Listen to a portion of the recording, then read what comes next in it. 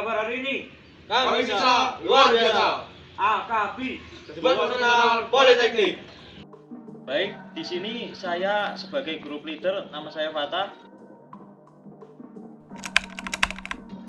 Dan saya sebagai Parbuk, nama saya Nanda Gita Putra. Dan nama saya Rizky Arya Putra sebagai toolsman. Saya bernama Mikro Fatur Rahman sebagai mekanik.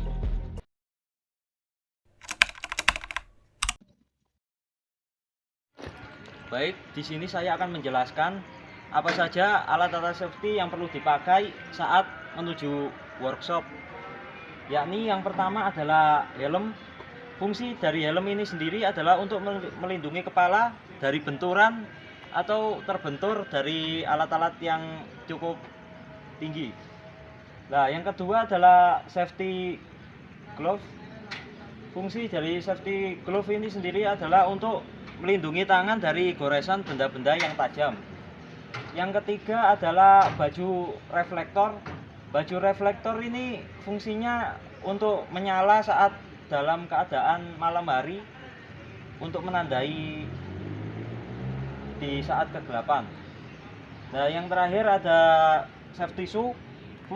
Fungsi dari safety shoe ini sendiri adalah untuk mencegah kaki dari benda-benda tajam atau terjepit dari benda-benda. Baik, di sini saya akan menjelaskan tentang doser D31P. Sebelum menjelaskan tentang doser D31P, yakni saya akan menjelaskan nama-nama dari apa itu D, yaitu D adalah untuk merek khusus dari Komatsu tentang doser.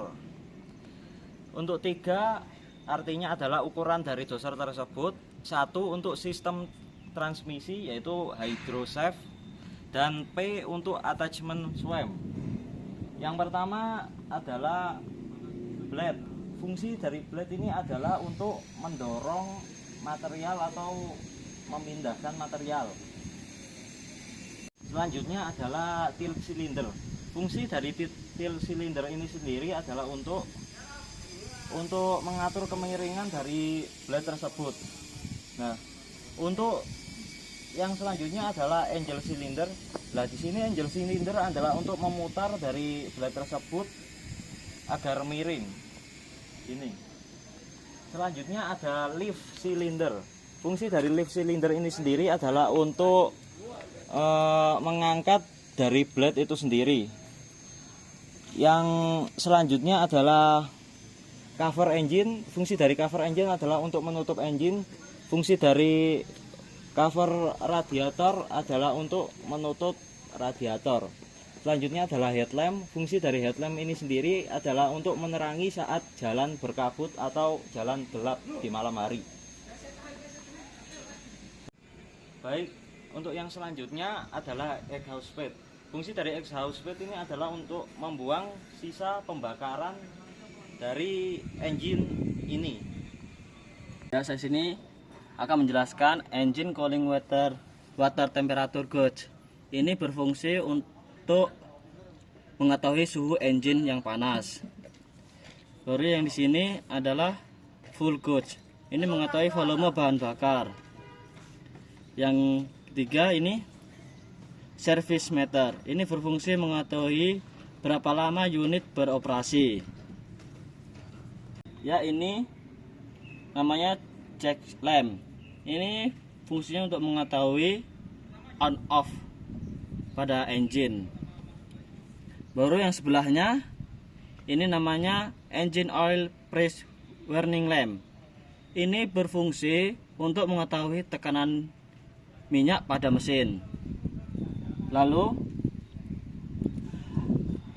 air cleaner cloud warning lamp.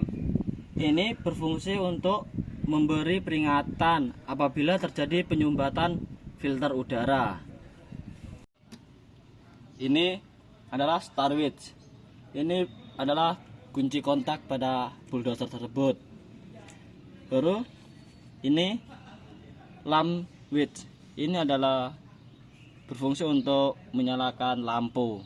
Bagian kanan saya akan menjelaskan tentang yang ini, namanya safety lever blade control. Ini berfungsi untuk membuka dan mengunci blade control lever tersebut. Fungsi dari blade control lever tersebut yaitu untuk menggerakkan blade tersebut. Yuk. Ya, di sini saya akan menjelaskan ini yang bernama safety lever, steering and direction lever. Ini berfungsi untuk membuka dan mengunci steering direction lever. Nah, yang di sini steering di lever. Di sini ada yang bernama steering and direction lever. Ini berfungsi jika maju, bulldozer maju, ke tengah, netral, ke belakang, mundur. Dan di sini ada yang namanya gear shift lever. Ini berfungsi untuk mengopor gigi transmisi. Ke depan 1, 2, ke tengah, 3, ke belakang.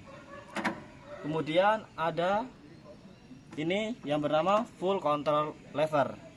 Ini berfungsi untuk mengatur tinggi dan rendahnya gas. 2, 3. Ya, saya di sini akan menjelaskan double galling tentang bulldozer.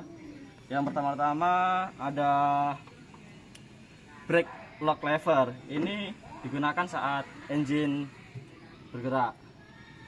Ini. Lalu yang kedua ada brake pedal. Ini berfungsi untuk mengatur kecepatan pada bulldozer saat bekerja. Kemudian ada inci pedal yang berfungsi sebagai memutus dan menyambungkan tenaga transmisi pada engine tersebut. Ini saya akan menjelaskan bagian dari undercarriage. Di sini yang pertama ada final drive. Final drive ini berfungsi sebagai roda penggerak atau motor yang menempel pada sprocket. Sprocket ini berfungsinya untuk penerus dari gaya dorong pada pedal drive. Kita masuk ke bagian throttling. Throttling ini adalah untuk membersihkan struktur yang kuat ya dan fleksibel yang memungkinkan kendaraan bergerak secara lancar di berbagai medan. Di sini selanjutnya ada yang namanya track roller. Ini track roller ini membantu untuk mengurangi gesekan yang terjadi antara trek dan permukaan tanah sehingga memperpanjang umur pakai trek secara keseluruhan untuk menopang dan menyetabilkan si trek serta mendistribusikan beban secara merata di permukaan tanah. Baik, di sini ada carrier roller.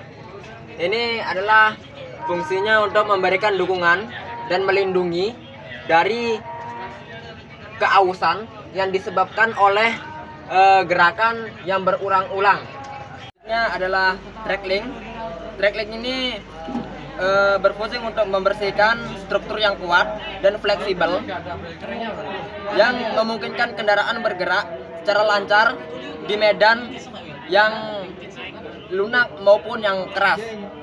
Selanjutnya adalah track shoe. Track shoe ini berfungsi untuk menopang dan meneruskan beban yang memungkinkan berjalan di berbagai medan. Menjelaskan dari fungsi idler. Ini fungsi idler ini sebagai pemandu trek yang keluar dan masuk untuk menuju trek roller. Wes cut. 3. Track frame ini berfungsi untuk pondasi utama dari undercarriage.